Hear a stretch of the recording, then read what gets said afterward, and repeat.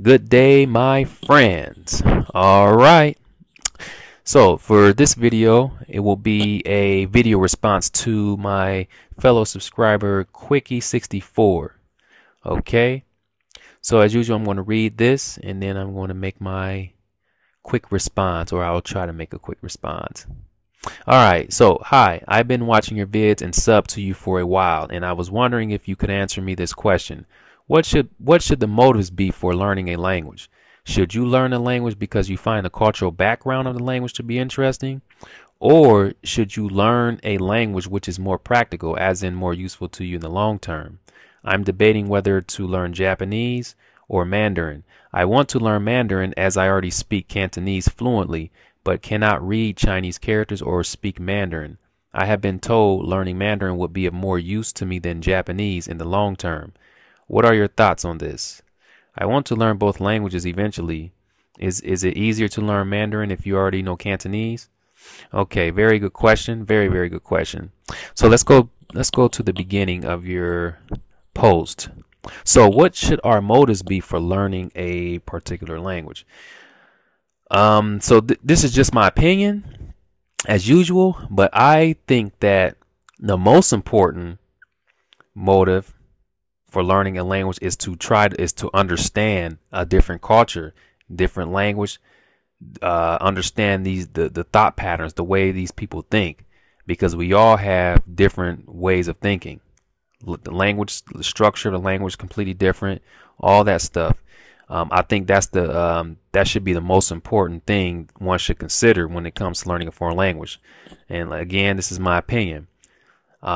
I love learning languages because I love speaking with people from different cultures. I love to learn about their lifestyle, their language, their culture. I love to learn all of that because I may have had some preconceptions, may have some stereotypes before I've learned about that particular culture or language. So once I learn about that, a lot of the preconceptions and stereotypes are gone. They're broken because, now I have knowledge of why people do certain things. It's like, okay, so that's why I've been seeing this. I've been hearing that. Now I have a really good understanding of the culture and the language. So I understand why certain things are being done. So I think that should be the main motive. Now versus like learning a language for a job, because a lot of people, when it comes to basically from your question is like useless languages versus useful languages. Most of the time people will find languages useless. The languages that you can't use on a job, people will find them useless. And I don't believe there are any there's no such thing as a useless language. And again, like I said, it's because when you learn about another culture and language, you become a better person. It helps you grow, as a human being, by learning about these different cultures and languages. So I don't see how that can be useless. Okay. Now, these people who learn languages for getting jobs, and I'm not saying that this is a bad thing, is completely okay. Like a lot of them, they will learn one language and they will learn it really well because they want to use it for a job, and they will stop there with just that language, And for me, I promote like multilingualism. I want to see people get out there and learn multiple languages, learn about all these different cultures and languages. And I'm not saying that it's a bad thing to just learn one language and get a job. I'm not saying that. I'm just saying, like, from my experience, from the people that I met, a lot of the people, and you do have exceptions. You do have people who've gotten jobs and they speak multiple languages, but the percentage of people who do that, they only learn one language and that's it, and they stop there. Because language takes a lot of time and a lot of effort. So when they go through this process, they say, yeah, okay, I learned this language to this level, this high level. I don't think I can do this again. They don't have that strong, they don't have that will, that passion to get out there and say, oh wow, I want to learn about this. I want to learn about them. Their culture seems interesting. They don't have that passion there. So that's what happens is they stop. They stop at that one language. Okay. And what I mean by, like, this is my definition of multilingualism, is when someone learns languages from different families. I'm not saying like, learning like 10 or 15 languages from one family. Now, again, there's nothing wrong with that. I'm not saying anything wrong with that, but I think it's very, very good when someone goes outside the families and learn, coming from German, Spanish, Italian, and you go over to South India and learn something like Tamil or Sinhalese, and then you go to East Asia and you learn Korea, Japanese, then you go to Southeast Asia, that's very good, because like I said, we all have different ways of thinking, and the language is completely different, the structure. So it's good to get a variety. This is my definition of a multilingualism. When people do that, they learn from several families. So yeah, so again, that's the motive. I think that's what should be the main motive for people, especially if you want to learn a language. If you want to learn multiple languages, you have to have that passion for people, love. You have to have that love. If you don't have that love for people, and just that love for people in general, it's not going to work. You're not going to be able to learn multiple languages. It's just not going to work for you.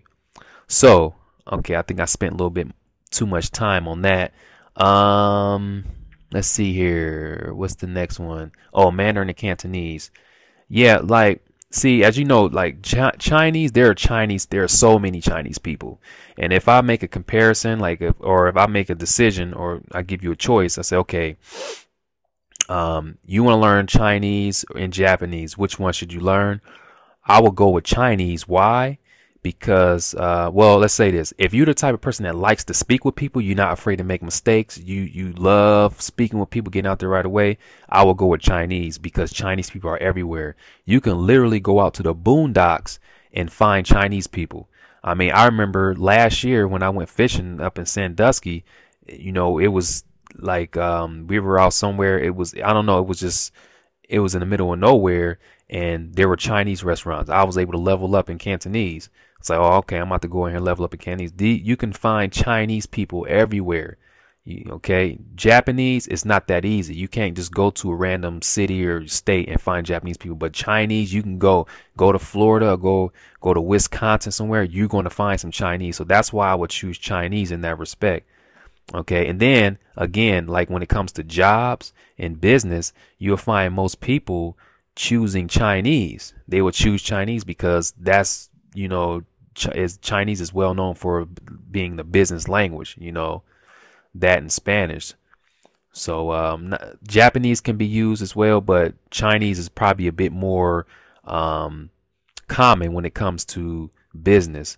So Chinese definitely, but Japanese, I although it's not as common as, in that respect as far as business as Chinese, I think it's still a very good language to learn.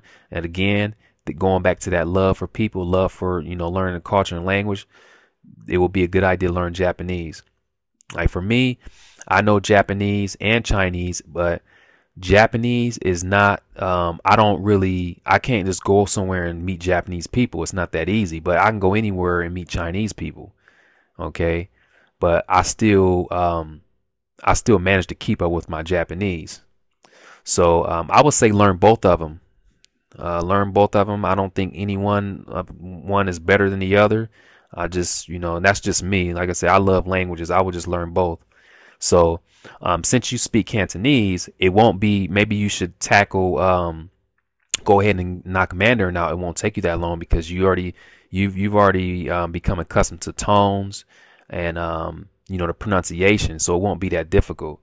So I mean, I know that for a lot of Cantonese speakers, I don't know, it seems that Mandarin seems to be difficult for a lot of native Cantonese speakers, but I don't know, I don't see how they could be difficult. If you're doing a lot of listening, and you're practicing with the native speakers of Mandarin, you should be okay. So I will probably just tackle Mandarin first, get that out the way, and then do Japanese. When you do start Japanese, you speak Cantonese, you're going to find a lot of vocabulary is similar to Cantonese. Like a lot of it varies. I was going to make a video about this. I'm still going to make a video about it. But a lot of vocabulary A lot of it is similar to the Cantonese. So let's see. I've been told learning. I think that's it. So I hope I answered your question thoroughly. And yeah, so Japanese and Chinese, like I said, I will go ahead and just learn both languages. They're both fun to learn, and yeah, once you learn more, the more languages you learn, the better you become as a human being. That's how I look at it. The more languages you learn, the more the better you become as a human being. That's what I think. So that's it. Let me know if you have any other questions. Thanks for viewing, and if anyone else has any thoughts, any suggestions, please post in the comment area or make a video response. Thanks for viewing.